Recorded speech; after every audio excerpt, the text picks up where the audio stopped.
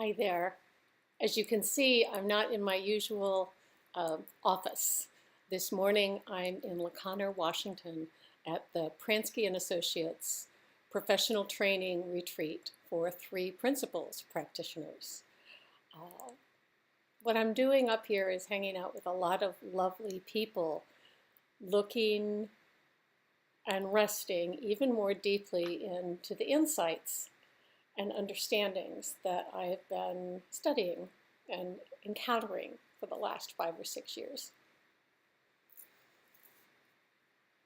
As I reflect on why I do this and what the value is, this morning standing looking out the window at the Swinomish Channel and just wondering what I would talk to you about, what occurred to me is to say something about contentment.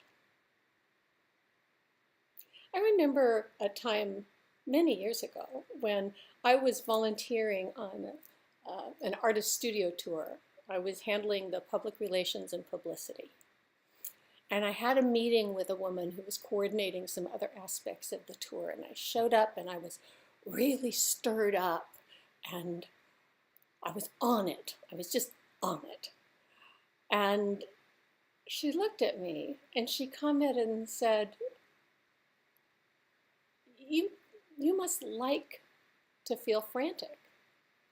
And there was something in the way she did it. She's actually a friend, and I know she watches these videos. I wonder if she'll remember that time. The way she made that observation, I was able to actually hear it. It didn't come across as, you idiot, you make up your franticness and you don't even do it. It wasn't charged. It was neutral. And it really struck me, and I saw how there was a way in which being wound up, my husband sometimes watches these, and I imagine him watching and laughing now too, being wound up was part of my identity. Being able to get passionate, to be an advocate, to be on top of it, to be behind it, to push, to take a stand. And there was an energy around that that included, for me, a busyness, a franticness.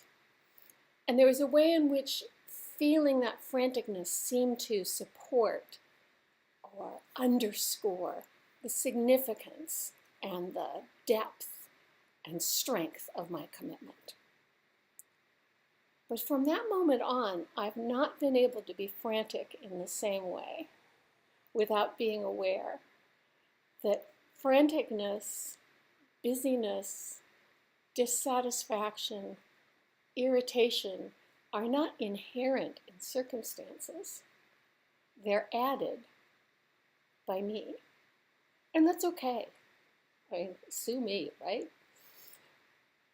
But the way we feel and the way we experience our lives is not coming to us from our lives. It's coming from what we add in our interpretation and our thinking about our lives.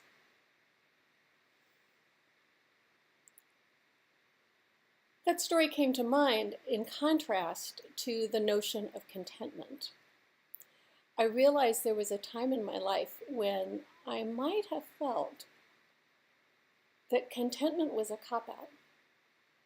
There's so much wrong in the world. There's so much suffering. There's so much injustice.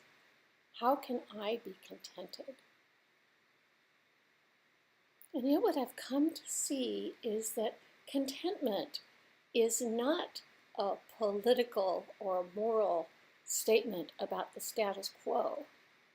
Contentment is an encounter with an internal quality of well-being and resilience and resourcefulness that really is available to all of us, that resides in all of us. It's built into all of us.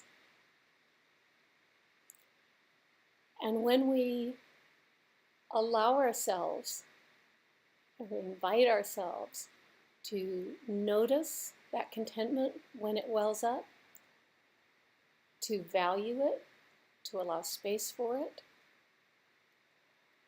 it tends to expand. And far from making us passive, it wakes up new thinking. It wakes up reservoirs of endurance, of sustained action.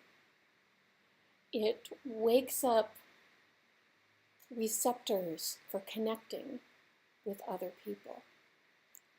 So contentment is not about shutting down, checking out.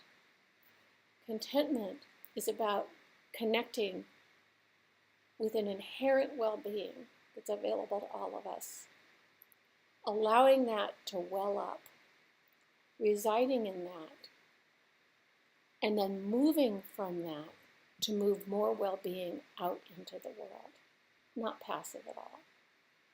Let me know what you think, and I look forward to hearing from you. Have a great rest of the week and weekend. Bye-bye.